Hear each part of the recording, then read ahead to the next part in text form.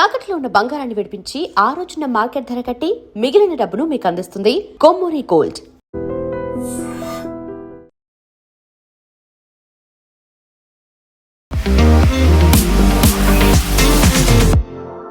నమస్తే, నేను Kavitha. Welcome to I dream news and నిజాలు.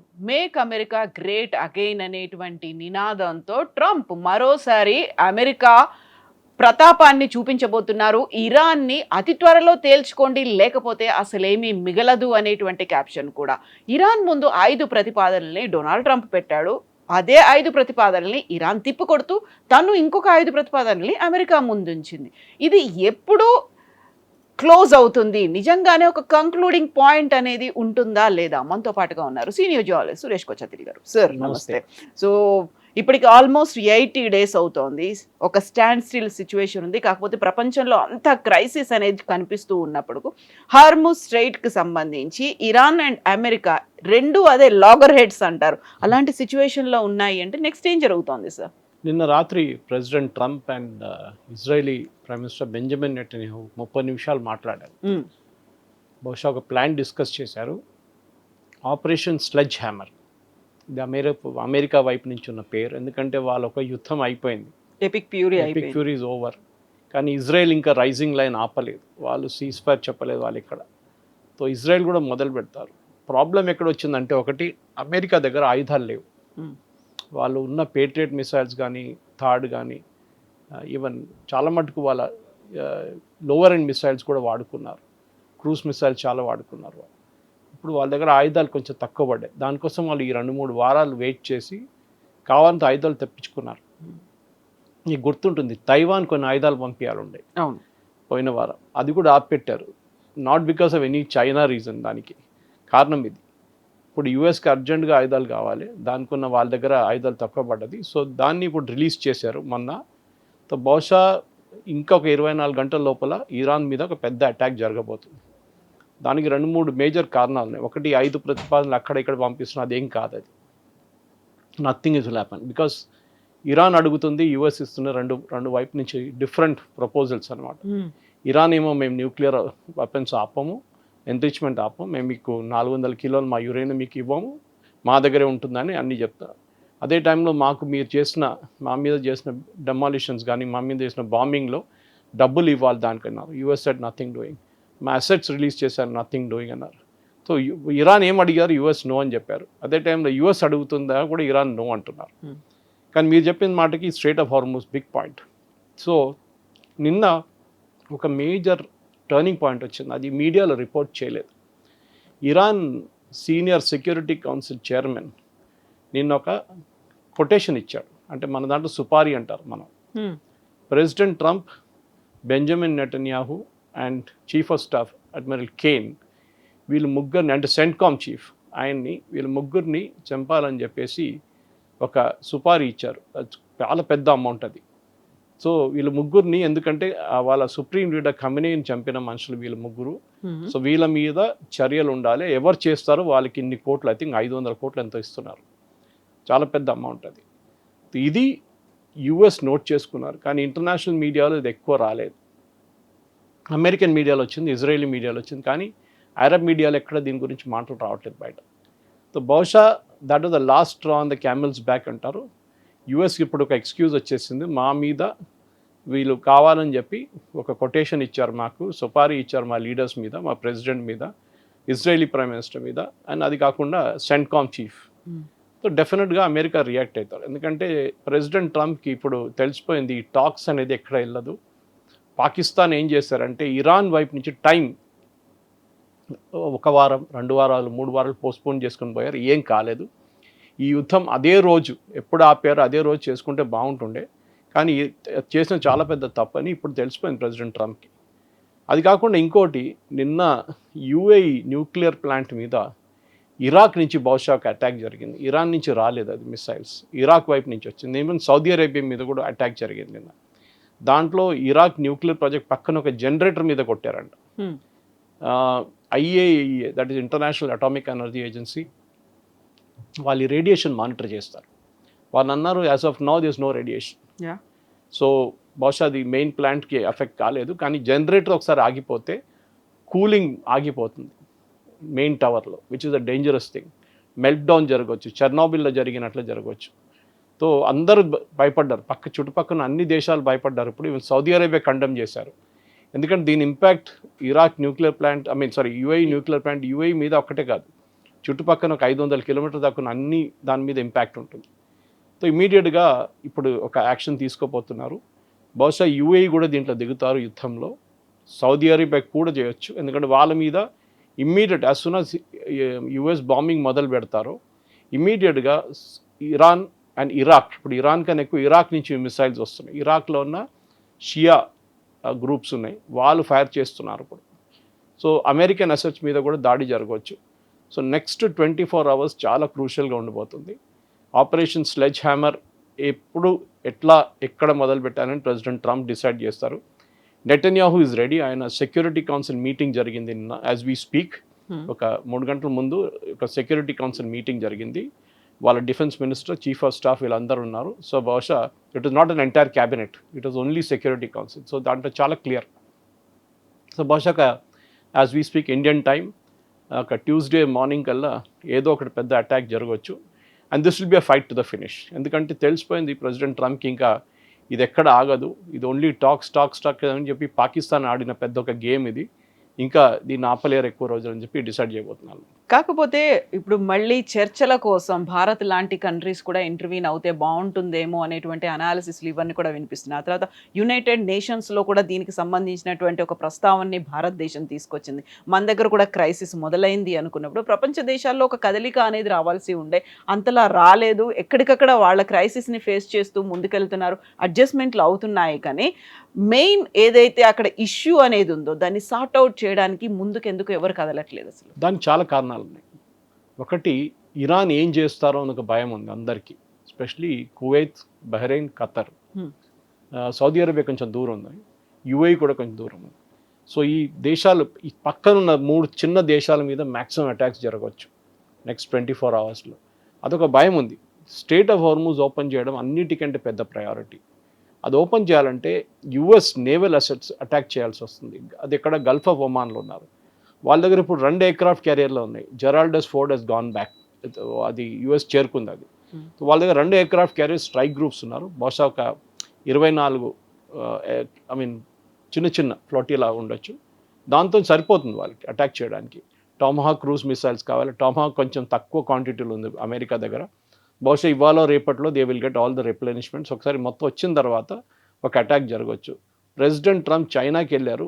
ఆ చైనా విజిట్ టైంలో ఇంకొక అటెంప్ట్ చేశారు ఆయన, జీ జిన్పింగ్తో మాట్లాడి స్ట్రెయిట్ ఆఫ్ హార్మూజ్ అని ఓపెన్ చేపియండి అని చెప్పేసి. ఎందుకు చైనాకు చాలా మటుకు దానికి కావాల్సిన చైనా ఆయిల్ ఆల్మోస్ట్ 20-25% ఇరాన్ నుంచి వస్తుంది అనమాట. అండ్ ఇరాన్ 90% ఆయిల్ చైనా తీసుకుంటున్నారు. సో ఒక కొత్త రైల్ ట్రాక్ కడుతున్నారు China, Iran to directly to China, Turkmenistan అట్లా ఆఫ్ఘనిస్తాన్ వైపు నుంచి డైరెక్ట్లీ గోయింగ్ టు చైనా. కానీ దాంట్లో వాళ్ళకి ఎక్కువ సరిపోదు. ఒక ట్రైన్ తీసుకెళ్తున్న ఫ్యూయల్ తీసుకెళ్తున్నది మీకు ఒక షిప్లో తీసుకెళ్తే కంపేర్ చేస్తే మీకు ఒక 118 ట్రైన్లు కావాల్సి వస్తుంది. That many trains are needed with that many oil wagons, సరిపోదు. సో అది ఒక షార్ట్ టర్మ్ మెజర్ ఉంటుంది. కానీ long term measure China react కాలేదు. మీరు చూసుంటారు, చైనా ఏం చెప్పలేదు, వీల్ ట్రై అవర్ బెస్ట్ అన్నారు. చైనా ఏం చేశారంటే చాలా మటుకు వాళ్ళ కంప్లీట్ ఆయిల్ రిసోర్సెస్ని వాళ్ళు మార్చుకొని రష్యా వైపు నుంచి తెప్పించుకుంటున్నారు. అది కాకుండా వాళ్ళు ఈవెన్ యూఎస్ దగ్గర నుంచి కొనడానికి కూడా రెడీ ఉన్నారు. మన ట్రంప్ వచ్చినప్పుడు చెప్పారు, we'll ready to buy from US. కానీ చైనా ఒక సప్లై చైన్ మేనేజ్మెంట్లో చాలా పెద్ద గేమ్ ఆడారు. వాళ్ళ ఆల్మోస్ట్ ఆటోమొబైల్ ఫ్లీట్ వాళ్ళది, అంటే కార్ కానీ బస్సెస్ కానీ మిగతా అన్ని పబ్లిక్ ట్రాన్స్పోర్ట్ 70% దాకా, 70-80% ఎలక్ట్రిక్గా కన్వర్ట్ చేసుకున్నారు లాస్ట్ 5 సంవత్సరాల్లో. వాళ్ళు బహుశా సిచ్యువేషన్ చూసుకున్నారు, ఇట్లా ఒక సిచ్యువేషన్ జరగవచ్చు అని చెప్పి. మనం చేసిన తప్పది మన వైపు ఇండియాలో, we should also done that. కానీ మన వైపు బస్సెస్ కన్వర్ట్ అవుతున్నాయి, కానీ పర్సనల్ ట్రాన్స్పోర్ట్ ఇప్పుడు కూడా నాట్ ఈవెన్ 5% ఎలక్ట్రిక్ రాలేదు మన వైపు. సో మనం దానికోసం సఫర్ అవుతున్నాం. కానీ మనం చూసాం, మొన్న మోదీ గారు యుఏఈకి వెళ్ళినప్పుడు ఒక ఒప్పందం చేశారు, అది చాలా ఇంపార్టెంట్ ఒప్పందం. అది కూడా అక్కడ కూడా మన మీడియాలో ఎక్కువ రిపోర్ట్ చేయలేదు. ఒరిస్సా వైపు ఒక కొత్త స్ట్రాటజిక్ పెట్రోలియం రిజర్వ్ పెట్టబోతున్నారు. And under ground facility, over ground facility కూడా ఉండొచ్చు. యుఏఈ ఏం చేస్తారంటే వాళ్ళ వైపు నుంచి వాళ్ళు అక్కడ స్టోర్ చేస్తున్న ఆయిల్ బదులు ఇండియాలో స్టోర్ చేస్తారు క్రూడ్ ఆయిల్. ఇప్పటి నుంచి వాళ్ళు ఫ్యూజరాయిల్లో స్టోర్ చేస్తారు. వాళ్ళు అక్కడి నుంచి టేక్ ఆఫ్ పాయింట్ ఉంటుంది. యుద్ధం ఇవాళ ఆగింది, రేపు మళ్ళీ మొదలు కావచ్చు, మళ్ళీ ఆగుతుంది, మళ్ళీ మొదలు కావచ్చు ఉంటుంది. ఏం చేస్తున్నారు, 30 మిలియన్ బ్యారల్స్ ఫెసిలిటీని ఒడిశా వైపు ఒక కొత్త ఫెసిలిటీ క్రియేట్ చేస్తున్నారు. తో సౌత్ ఈస్ట్ ఏషియాకి వెళ్ళే షిప్స్ అన్నీ, అంటే మలేషియా, సింగపూర్, ఇండోనేషియా, ఫిలిప్పీన్స్, ఈ దేశాలకి వెళ్ళే ఆయిల్ అంతా ఇప్పుడు ఇండియా నుంచి తీసుకెళ్తారు. So they will go to India, collect and go off from there. And రెగ్యులర్గా యూఏ దీన్ని రిప్లెనిష్ చేస్తుంటారు. మనకు కూడా కావాల్సింటే అప్ టు 5 మిలియన్ బ్యారల్స్ మనం దాని నుంచి తీసుకోవచ్చు. బెస్ట్ పార్ట్, దీనికి యూఐ రెంట్ కడతారు మనకి. ఓకే, మెయింటెనెన్స్ అండ్ రెంట్ మనకి ఇస్తారు. మనం వైపు నుంచి బహుశా ఇండియన్ ఆయిల్ దాన్ని మెయింటైన్ చేయబోతున్నారు కంప్లీట్గా. ఇదొక పెద్ద మూవ్. ఎందుకంటే మనం అనుకున్న ఇది మోదీ గారు వెళ్ళారు 3 గంటలు ఏం చేశారని చెప్పి. ట్రంప్ చైనాకి వెళ్ళారు, కానీ ఒక్క ఒప్పందం కూడా కరెక్ట్గా చేయలేదు. మోదీ గారు వెళ్ళినప్పుడు 7 ఒప్పందాలు చేశారు, 12 అని చెప్తున్నారు. దాంట్లో 5 సీక్రెటివ్ ఉన్నాయి, డిఫెన్స్ ప్యాక్స్ ఉండొచ్చు. అది సో ఇండియా వైపు నుంచి ఒక డిఫెన్స్ అవుట్పోస్ట్ యూఏఈలో మెయింటైన్ చేయబోతున్నారు ఈ యుద్ధం అయినాక. బేసిక్లీ నేవల్ అవుట్పోస్ట్ ఉండొచ్చు. అది కాకుండా ఒక చిన్న యాంటీ మిసైల్ థ్రెట్ కోసం ఒకసారి ఇజ్రాయెల్ అక్కడి నుంచి జరిగిన తర్వాత ఇండియా ఇజ్రాయెల్ని రీప్లేస్ చేయబోతున్నారు. ఎందుకంటే మొన్న ఇరానియన్ ఫారెన్ మినిస్టర్ ఢిల్లీకి వచ్చినప్పుడు బ్రిక్స్ మీటింగ్లో పెద్ద గొడవ జరిగింది. ఒక రెజల్యూషన్ ఉండే, దీన్ని వ్యతిరేకించే అమెరికన్ అటాక్స్, కానీ దాన్ని చాలా మటుకు బ్రిక్స్ కంట్రీసే అపోజ్ చేశారు. ఆ రెజల్యూషన్ పాస్ కాలేదు. అప్పుడు ఇరాన్ చెప్పారు, యుఏ కూడా అదే మీటింగ్లో ఉన్నారు, యుఏ ఫారెన్ మినిస్టర్, ఆయనకు వార్నింగ్ ఇచ్చారు, మీరు ఇజ్రాయెల్ని మీ దగ్గర పెట్టుకుంటే మేము మిమ్మల్ని రిపీటెడ్గా కొడతాం మేము అని చెప్పేసి. సో దానికోసం నేను చెప్పాను, ఇప్పుడు యుఏ కూడా అటాక్ చేయవచ్చు. దీనికన్నా ముందు యుఏ అటాక్ చేశారు. ఓకే, అది మన చాలా రోజుల తర్వాత తెలిసింది, ఆల్మోస్ట్ 22 రోజుల తర్వాతనే దీని ఇన్ఫర్మేషన్ బయటకు వచ్చింది, that UAE also attacked Iran అని చెప్పేసి. సో బహుశా సౌదీ అరేబియా కూడా చేయొచ్చు ఇప్పుడు. కానీ బహ్రెయిన్, కువైత్ నేను చెప్పాను చూడండి, Qatar, they will not do. వాళ్ళకి భయం ఉంది, ఇరాన్ అంటే భయపడతారు వాళ్ళు కొంచెం. ఇది ఇప్పుడున్న పరిస్థితి చాలా వాలటైల్ సిచ్యువేషన్ కవిత గారు. బహుశా యుద్ధం మొదలైనప్పుడు ఎట్లా ఉండే అదే సిచ్యువేషన్ తిరిగి వస్తున్నాం. కానీ ఇప్పుడు టిపికలీ హిందీలో చెప్తారు చూడండి, ఆర్ఆర్ పార్, it is going to be fight అంతే, ఫినిష్ ఇట్ విల్ బి. ఎందుకంటే ఇంకా ఎక్కువ రోజులు దీన్ని తీసుకెళ్ళాం. ప్రెసిడెంట్ ట్రంప్ చాలా మటుకు పొలిటికలీ సఫర్ అవుతున్నారు యూఎస్లో. ఆయన రేటింగ్ 78% పడిపోయింది. ఇవాళ ఎలక్షన్ జరిగితే, మిడ్ టర్మ్ పోల్స్ ఇవాళ జరిగితే రిపబ్లికన్ పార్టీ కంప్లీట్గా వైప్అవుట్ అయిపోతారు యూఎస్లో. వాళ్ళు 10%, 15% కూడా వాళ్ళకి సీట్స్ రావు, అంత దారుణ పరిస్థితిలో ఉన్నారు. So President Trump he's reach the end of his patience. చెప్పారు చూడండి నిన్న ట్వీట్ చేసినప్పుడు, time is of the essence. So that is the indication that next ఒక వారం 10 రోజులు I think it will be a fight to the finish. ఇరాన్ని mostly probably finish చేసేస్తారు వాళ్ళు. బట్ ఇంత అయినప్పుడు కూడా ఇరాన్ చాలా అగ్రెసివ్గా వెళ్తుంది. ఇప్పటిదాకా కేవలం స్ట్రైట్ ఆఫ్ హార్మూజ్ నుంచి కావాల్సినటువంటి క్రూడ్ ఆయిల్ వీటన్నిటి మీదే కాదు, అండర్ గ్రౌండ్లో ఉన్నటువంటి కేబుల్ని మీద కూడా మేము అటాక్ చేస్తాము అనేది, దానికి సంబంధించి నిర్వహణ బాధ్యతలు మాకు ఇవ్వండి, లేకపోతే కంప్లీట్గా అటాక్ చేస్తాము అంటే ఇప్పటిదాకా మనం చూసిన క్రైసిస్ కంటే కూడా ఇంకా ఎక్కువ క్రైసిస్ అనేది రాబోతోంది. కేబుల్ కనెక్షన్ అయిందంటే ఇంటర్నెట్ కూడా పనిచేయడం మానేస్తుంది, కమ్యూనికేషన్స్ పోతాయి, శాటిలైట్ మీద ఎఫెక్ట్ పడుతుంది. ఇవన్నీ ఇంత మ్యాసివ్గా ఇంపాక్ట్ అనేది ఉండబోతోంది అనుకున్నప్పుడు అదే మాట వస్తుంది. నెక్స్ట్ ఏం జరగబోతోంది మళ్ళీ? ఈ కేబుల్స్, మీరు చెప్పిన కేబుల్స్ అన్ని వెస్ట్ ఏషియా వైపు వెళ్తుంది, that terminating in west Asia. So వాళ్ళ మీద ఇంపాక్ట్ ఉంటుంది. ఇది అన్ని గల్ఫ్ కంట్రీస్ కాకుండా little part of Egypt also. కానీ మేజర్ యూరోపియన్ ట్రాఫిక్ ఈ సైడ్ నుంచి అట్లా వెళ్ళిపోతుంది అన్నమాట. They don't touch the Gulf Coast. Iran చేయరు, వాళ్ళకి తెలుసు దీని ఇంపాక్ట్ ఎట్లా ఉండబోతుంది. ఎందుకంటే ఇప్పుడు దాకా యూరోప్ దీంట్లో వాళ్ళు కాలు పెట్టలేదు ఇంకా. ఈవెన్ దో ఫ్రెంచ్ ఒక aircraft carrier, General de Gaulle aircraft carrier is there in Middle East, British ship ఒకటి అక్కడ వచ్చింది మొన్న. సో బహుశా ఇప్పుడు వీళ్ళు కేబుల్స్ కటింగ్ అనేది ఇంటర్నేషనల్ లెవెల్లో చేయరు. It is not like blocking straight of Hormuz. ఎందుకు మీరు కేబుల్ కట్ చేస్తే దాన్ని రిపేర్ చేయడానికి చాలా టైం పడుతుంది. దాని ఇంపాక్ట్ మీరు చెప్పినట్ల నాట్ జస్ట్ టెలిఫోన్స్, శాటిలైట్, మిగతా అన్ని కనెక్టివిటీ పోతుంది కంప్లీట్గా. సో ఇరాన్ చేయరు దాన్ని, that will be considered a war crime. So వాళ్ళ మీద కూడా వాళ్ళకి ఇంపాక్ట్ తెలుసు, దాన్ని చేస్తే దాని ఇంపాక్ట్ ఎట్లా ఉండబోతుందని. కానీ ఇప్పుడు జరగబోయేది మెయిన్లీ ఇరాన్ దగ్గర ఉన్న ఆయుధాలు, వాళ్ళ దగ్గర ఉన్న మిసైల్స్ ఎంత ఉందని. ఇప్పుడు యుఎస్ కూడా చాలా క్లారిటీ లేదు యుఎస్కి. కొంతమంది అంటున్నారు వాళ్ళు యుఎస్లో ఇంటెలిజెన్స్ డిపార్ట్మెంట్ వాళ్ళు బహుశా వాళ్ళ దగ్గర 30-40% ఇంకా ఉంది. మనం డిస్ట్రాయ్ చేసిన nuclear facilities, US first time bomb చేశారు లాస్ట్ ఇయర్లో, ఆపరేషన్ మిడ్ నైట్ హ్యామర్. అప్పుడు చేసిన దాంట్లో 60% డిస్ట్రాయ్ అయిందన్నారు, అది కాలేదు 40% అయింది అంటున్నారు. అది కూడా అండర్ గ్రౌండ్లో ఉందంటున్నారు. సో ఇప్పుడు ఒక కాంక్రీట్ యాక్షన్గా ఫస్ట్ బహుశా ఏం చేయబోతున్నారంటే ఇరానియన్ లీడర్షిప్ని తీసేస్తారు. వాళ్ళ ఫారెన్ మినిస్టర్ కానీ, వాళ్ళ స్పీకర్ ఆఫ్ ద హౌస్ కానీ, వాళ్ళ president and security council members వీళ్ళని ఇజ్రాయెల్ ప్లాన్ చేస్తున్నారు that they will eliminate them completely. ఒకసారి ఆ లీడర్షిప్ లెవెల్ ఎలిమినేట్ అయితే వాళ్ళ దగ్గర డిసిషన్ మేకింగ్కి ఎవరు ఉండరు అని ఒక అనాలిసిస్కి వచ్చారు యుఎస్ కాదు, ఇజ్రాయెల్ వచ్చారు. యుఎస్ ఇప్పుడు ఏం చేయబోతున్నారంటే వాళ్ళు చెప్పినట్లనే స్ట్రెయిట్ ఆఫ్ హార్మోస్ నుంచి షిప్ని బయటకు తీయడానికి ట్రై చేస్తారు.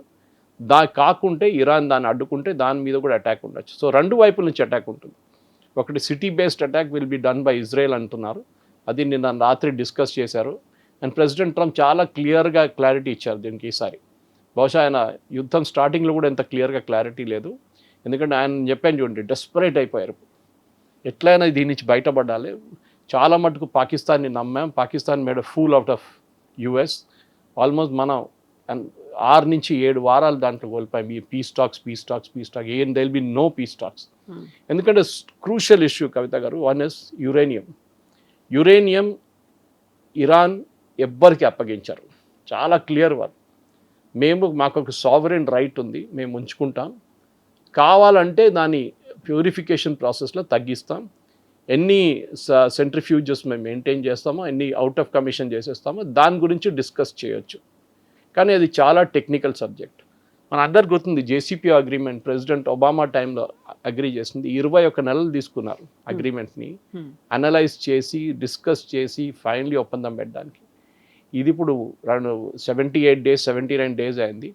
ఈ టైంలో ఇది డిస్కస్ చేయలేరు. ఇది చాలా డీటెయిల్గా డిస్కస్ చేయాల్సి. ఫస్ట్ స్టెప్ ఏం చేస్తారంటే, అఫ్కోర్స్ బెంజమిన్ నెటన్యాహు CBS 60 Minutesలో చాలా క్లియర్గా చెప్పారు. ఆ రోజు అడిగారు ద ఇంటర్వ్యూర్ ఆస్క్డ్ హిమ్, మీరు యురేనియం ఏం చేస్తారు? మేము వెళ్ళి తీసుకుంటామన్నారు ఆయన. అంత ఈజీని అడిగారు. That we know how to do it. బహుశా ఇజ్రాయెల్ అండ్ యుఎస్కి తెలుసు అది ఎక్కడుంది అనేది. ఆ ఆపరేషన్ మేబీ అ జాయింట్ ఆపరేషన్. ఎందుకంటే మన నైజీరియాలో ఒక ఆపరేషన్ జరిగింది day before yesterday. ISIS second in command ఆయన నైజీరియాలో చంపారు. How did he land up in Nigeria is a big mystery. ఎందుకంటే ఆయన everybody assumed he was in Iraq. Okay, ఎందుకంటే తాలిబాన్ వచ్చిన తర్వాత వీరందరూ పారిపోయారు. ఐదర్ ఖత్తర్ ఆర్ ఇరాక్లో ఉన్న అనుకున్న మంచి నైజీరియాలో దొరికింది మీకు.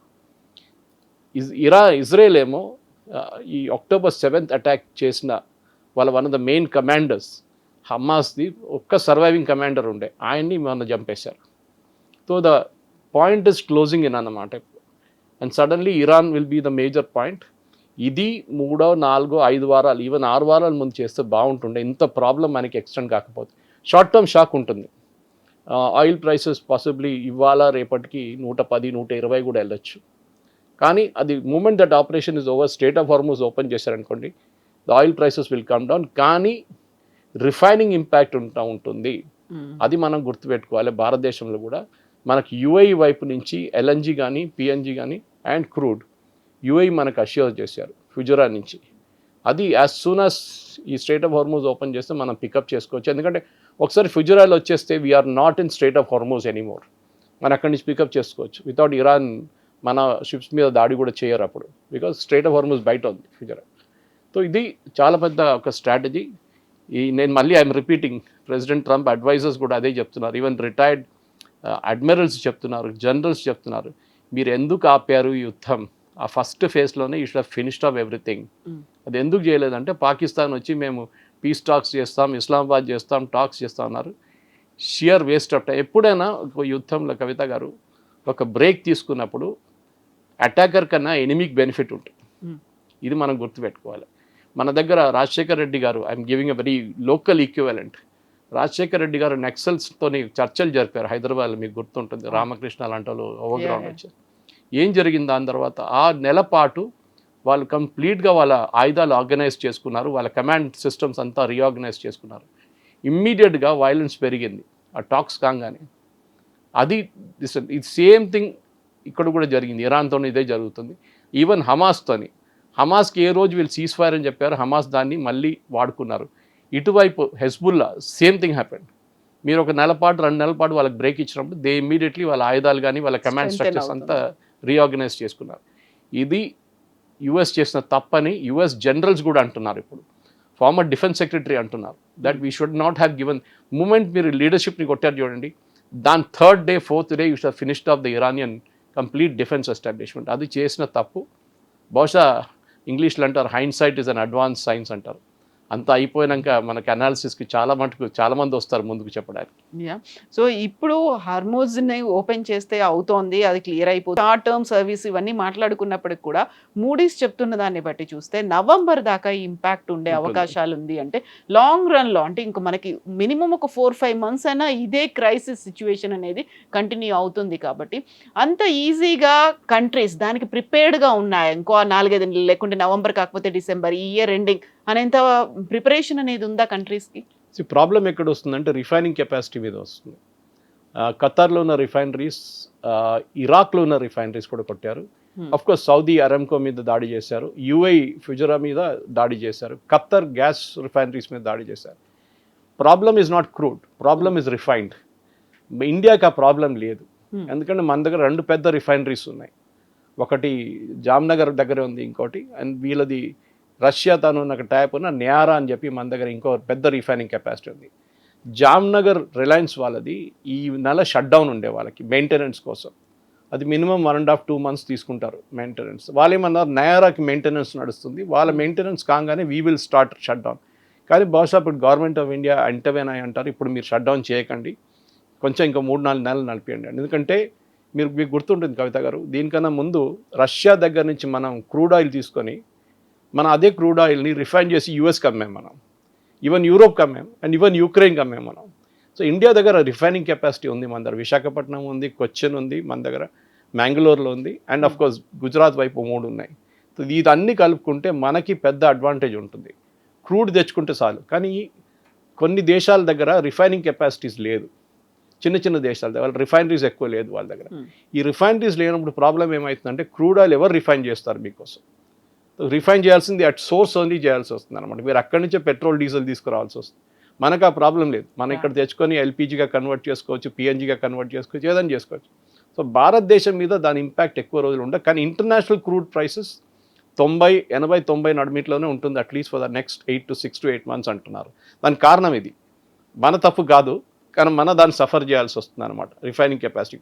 కానీ మనం యుఏఈ చేసిన ఒప్పందంలో మోదీ గారు దాంట్లో డీటెయిల్స్ ఇవ్వలేదు, మనం ఎంత కొంటున్నాం అనేది. పాసిబ్లీ దాంట్లో ఒక డిస్కౌంట్ ఇస్తారు మనకి, 10-20% డిస్కౌంట్ ఉంటుంది యుఏఈ వైపు నుంచి. అది ఉంటే మనకి పెట్రోల్ ధరలు ఇప్పుడున్న ధరలు మనం మెయింటైన్ చేసుకుంటూ వెళ్ళొచ్చు, తగ్గదు. కానీ ఈ present rate V can continue. And ఇప్పుడున్న నష్టాలు 1,00,000 కోట్లు పర్ నెల నష్టాలు ఆయిల్ కంపెనీస్కి, హెచ్పిసిఎల్, బీపీసీఎల్, ఐఓసిఎల్ వీళ్ళు ముగ్గురు కలిసి 1,00,000 కోట్ల రూపాయలు లాక్స్ ఉంది. అది 50,000కి తీసుకురావచ్చు మనం.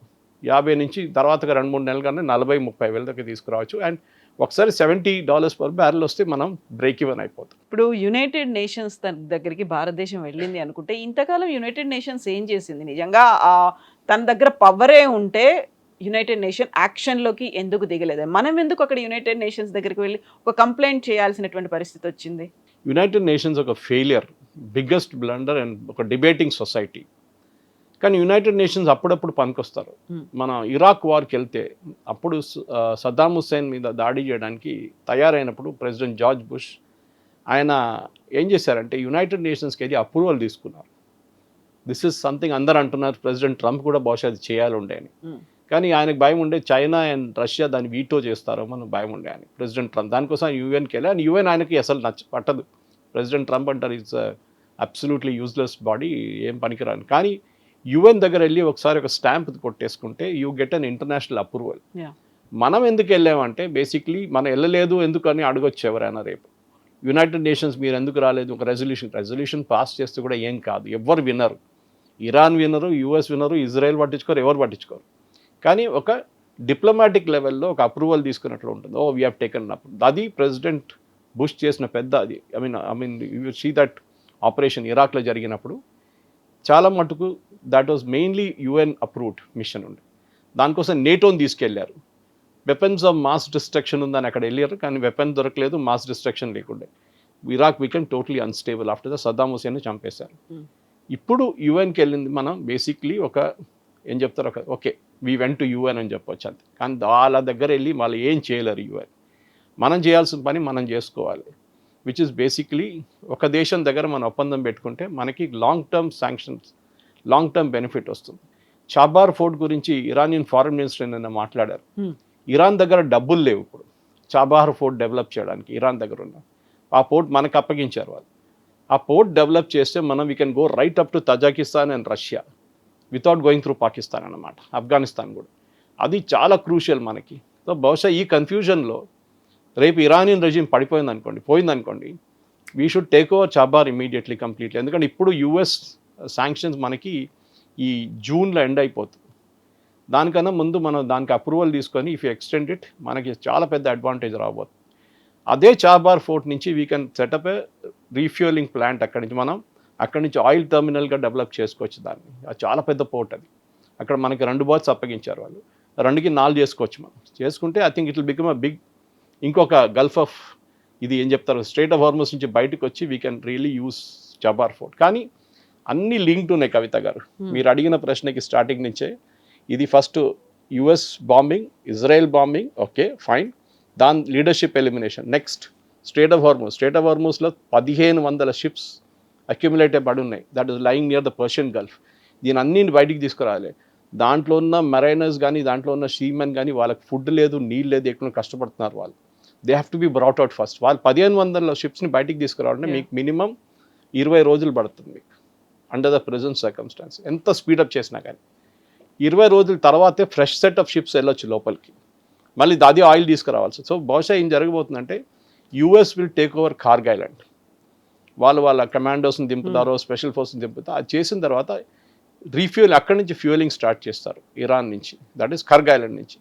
దాంతో ఆయిల్ ప్రెషర్ చాలా మటుకు తగ్గిపోతుంది, ఆయిల్ సప్లై ఇంక్రీజ్ అవుతుంది నెక్స్ట్ ఒక నెల పాటు. ఇదంతా లింక్డ్ ఇస్ ఫస్ట్ బాంబింగ్. ఆ బాంబింగ్ జరిగితే ఆపరేషన్ స్లెడ్జ్ హ్యామర్ స్టార్ట్ అయితేనే మిగతా అన్ని స్టెప్ బై స్టెప్ ఫాలో అవుతుంది అనమాట. ఇప్పుడు బాంబింగ్ అయింది, హర్ముజ్ క్లోజ్ అయిపోయింది, ఎక్కడికక్కడ స్టాండ్ స్టిల్ సిచ్యువేషన్ ఉంది, ఆ తర్వాత ఇంటర్నెట్ కేబుల్స్ మీద ఎఫెక్ట్ పడుతుంది అనుకున్నప్పుడు చుట్టూ ఉన్నటువంటి ఎన్విరాన్మెంట్ మీద కూడా, ఎకలాజికల్ సిస్టమ్ మీద, అక్కడ ఉన్నటువంటి సీ మీద, ఓషన్స్ మీద, వీటన్నిటి మీద ఎఫెక్ట్ పడుతోంది. సో ఏదో ఒక్క రంగానికో ఏదో ఒక సెక్టార్కి మాత్రమే ఈ క్రైసిస్ అనేది పరిమితం కాలేదు, ప్రపంచం అంతా ఎఫెక్ట్ చూపిస్తోంది. అన్ని అంశాల్లో కూడా ఈ ఎఫెక్ట్ అనేది ఉంది. సో ఇరాన్ అసలు యాక్సెప్ట్ చేయలేనటువంటి సిచ్యువేషన్ కదా. కరెక్ట్. ఇరాన్ మనం ఇప్పుడు డిస్కస్ చేసినట్టు ఫస్ట్ ఐ థింక్ 3-4 వారాల తర్వాత మనం చెప్పాం ఒకసారి కార్గ్ ఐలాండ్ ఫుల్ అయితే ద బ్యాక్ ఫ్లో స్టార్ట్ అవుతుందని చెప్పాం. లేకుంటే మన ఓవర్ హెడ్ పైప్ లాగా మన ఇంట్లో ఉన్న ట్యాంక్ లాగా నీళ్ళు బయటకి ఇచ్చేస్తాం. And that is exactly what Iran did. వాళ్ళు ఇప్పుడు ఆయిల్ ఎక్సెస్ ఆయిల్ వాళ్ళ షిప్లో వాళ్ళు సీలో వేడేస్తున్నారు. కానీ వాళ్ళకు కూడా అదే ప్రాబ్లం ఉంది. స్ట్రైట్ ఆఫ్ హార్మజ్ అనే ఆయిల్ పంపించే ఒక రూట్ ఒకటే కాదు, ఇరాన్లో ఉన్న చాలా మట్టుకు ఫిషర్మెన్ వాళ్ళ లైఫ్ దాని మీద డిపెండెంట్ ఉంది. సో మీరు పొల్యూట్ చేస్తే మీ వైపే ఉన్న ఫిషెస్ కానీ ఎన్వైరన్మెంటల్ డిజాస్టర్ జరగవచ్చు. రేపు మీరు దాన్ని వాడుకోలేరు. నెక్స్ట్ ఒక 10-15 సంవత్సరాల దాకా till the cleanup is done మీరు వాడుకోలేరు స్ట్రైట్ ఆఫ్ హార్మజ్. షిప్స్ వెళ్ళొచ్చు కానీ ఫిషింగ్ యాక్టివిటీ ఉండదు మీ దగ్గర, దోస్ తిరగలేరు అక్కడ. ఇది ఇరాన్ తెలుసు ఇది. So they are like an suicide mission. మేము పోతాం, మేము మిమ్మల్ని కూడా తోడు తీసుకెళ్తాం అనే ఒక యాటిట్యూడ్ ఉంది. కానీ మీరు చెప్పిన దాని ప్రకారం ఎస్, ఇది ఎప్పుడో ఒక కోర్స్ ఆఫ్ కరెక్షన్ రావాలంటే జరగలేదు. ఇరాన్ థ్రెటన్ చేస్తున్నారు. థ్రెటన్ చేసే కెపాసిటీ వాళ్ళకి లేదు. ఇది మనం గుర్తుపెట్టుకోవాలి. ఇరాన్ దగ్గర అంత కెపాసిటీ లేదు. ఇది ఇంగ్లీష్లో గేమ్ ఆఫ్ బ్లఫ్ అంటారు. మనం రమ్మీ ఆడుతున్నప్పుడు మన దగ్గర ట్రంప్ కార్డ్ ఉండదు, కానీ మనం ఎట్లా చూపిస్తాం అంటే మన దగ్గర అన్ని ట్రంప్ కార్డ్ ఉంది చూపించి ఆడుకుంటాం, అంత కాన్ఫిడెన్స్తో ఆడతాం. ఇరాన్ అదే గేమ్ ఆడుతున్నారు. All it takes is precise bombing. అది బెంజమిన్ నెటన్యాహు అదే రోజు చెప్పారు. ఏ రోజు సీజ్ ఫైర్ తీసుకొచ్చారో ఆ రోజు చెప్పారు, you are making a mistake, మీరు ఇరాన్కి బ్రీతింగ్ స్పేస్ ఇస్తున్నారు, పాకిస్తాన్ని నమ్మకూడదు అని ఇరాన్ వ్యతిరేకంగా అండ్ పాకిస్తాన్ వ్యతిరేకంగా బెంజమిన్ నెటన్యాహు డిఫెన్స్ మినిస్టర్ ఒక స్టేట్మెంట్ ఇచ్చారు. కానీ యూఎస్ పట్టించుకోలేదు. ప్రెసిడెంట్ ట్రంప్కి ఏమో చాలా బతుకు ప్రెషర్ ఉంది ఆయన మీద, పొలిటికల్ ప్రెషర్. ఒక వైపు నుంచి ఎట్లయినా ఒప్పందం, ఇరాన్ ఒప్పందం చేయరు. Let us be very very clear about it. ఏ అగ్రిమెంట్ తీసుకొచ్చినా కూడా ఇరాన్ అగ్రీ చేయరు. బహుశా ఇంకా బాంబింగ్ చేస్తే చాలా మటుకు వాళ్ళ కంప్లీట్ లీడర్షిప్ వైపౌట్ అయితే వాళ్ళ నెక్స్ట్ జనరేషన్ లీడర్షిప్ బహుశా వచ్చి ఓకే వి సరెండర్, మీరు ఏం కావాలంటే చేసుకోండి, మాకేమైనా మెసేజ్ రిలీజ్ చేస్తే మేము మా దేశం డెవలప్ చేసుకుంటా అంటారు. దానికి పాసిబ్లీ ఒక నెక్స్ట్ జనరేషన్ లీడర్షిప్ రావాల్సి వస్తుంది ఇరాన్లో. అదే మన నెక్స్ట్ ఒక 2-3 వీక్స్లో అది జరుగుతుంది బహుశా. Thank you so much. Thank you.